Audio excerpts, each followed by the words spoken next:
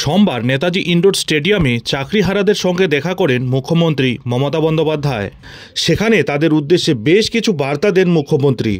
রং না দেখেই প্রত্যেকের পাশে থাকার আশ্বাসও দেওয়া হয়। সেই সভামঞ্চ থেকেই মমতা বন্দ্যোপাধ্যায় বিস্ফোরক দাবি তোলেন। এমনকি দেশের সর্বোচ্চ আদালত সুপ্রিম কোর্টের প্রধান বিচারপতির প্রসঙ্গেও মন্তব্য করেন তিনি। আর এবার সেই সভার পরেই সোজা দেশের প্রধান বিচারপতি সঞ্জীব খান্নাকে চিঠি দিলেন পুরুলিয়ার বিজেপি সাংসদ জ্যোতির্ময় সিং মাহাতো। বিচার ব্যবস্থা নিয়ে মুখ্যমন্ত্রীর মন্তব্যের জন্য শতপ্রণোদিত মামলার আবেদন জানিয়েছেন তিনি। অ্যাকচুয়ালি এদিন নেতাজি ইন্ডোর স্টেডিয়ামে দাঁড়িয়ে মুখ্যমন্ত্রী বলেন, আমি কেস স্টাডি করে দেখছিলাম, সুপ্রিম কোর্ট এখনও যোগ্য এবং অযোগ্য বলতে পারেনি।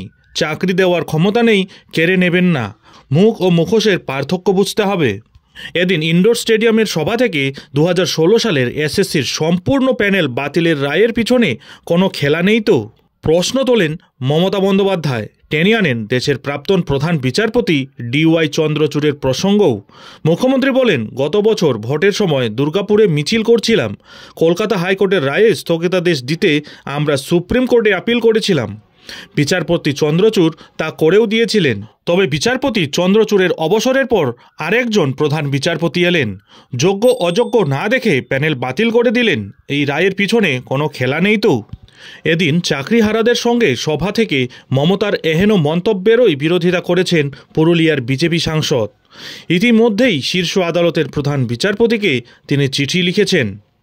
তিনি অভিযোগ করেছেন, অযোগ্যদের বাঁচাতে বিচার ব্যবস্থাকে কাঠগড়ায় তুলছেন মুখ্যমন্ত্রী, যেটা একেবারেই কাম্য নয়। বিজেপি সাংসদ মোট 3 দফা আবেদন করেছেন। এই নিয়ে সুপ্রিম কোর্টে শতপ্রণোদিত মামলা হোক, রাজ্যের কোষাগারে কোথার থেকে টাকা আসছে সেটা নিয়ে শীর্ষ আদালত তদন্ত করুক এবং যে বা যারা বিচার ব্যবস্থাকে লাগাতার আক্রমণ করছেন তাদের যথাযথ শাস্তির বন্দোবস্ত করা হোক। বিজেপির বিধায়ক জ্যোতির্ময়ের আরও অভিযোগ, তৃণমূল কংগ্রেসের জনপ্রতিনিধিরা মাঝে মধ্যেই বিচার ব্যবস্থা ও বিচারপতিদের নিয়ে আপত্তিকর মন্তব্য করেছেন। তাদের যাতে যথাযথ সাজা হয় সেই বিষয়ে সুপ্রিম কোর্টের দৃষ্টি আকর্ষণ করেছেন বিজেপি সাংসদ। এদিকে নেতাজি ইন্ডোর স্টেডিয়ামের সভা থেকে চাকরিহারাদের পাশে দাঁড়িয়ে বেশ কিছু ঘোষণাও করেছেন মুখ্যমন্ত্রী মমতা বন্দ্যোপাধ্যায়। তিনি বলেন, আমি বেঁচে থাকতে যোগ্যদের চাকরি কেড়ে নিতে দেব না। এটা আমার চ্যালেঞ্জ। বিচার ব্যবস্থাকে ভেঙে দেওয়ার চক্রান্ত চলছে।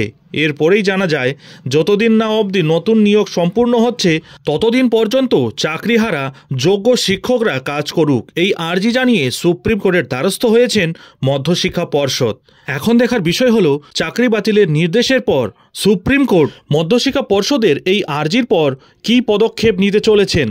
এরপর মুখ্যমন্ত্রী মমতা বন্দ্যোপাধ্যায়ই বা কী পদক্ষেপ নিতে চলেছেন। কী হতে চলেছে এই 26,000 চাকরিহারা শিক্ষক শিক্ষিকা এবং শিক্ষাকর্মীদের ভবিষ্যৎ?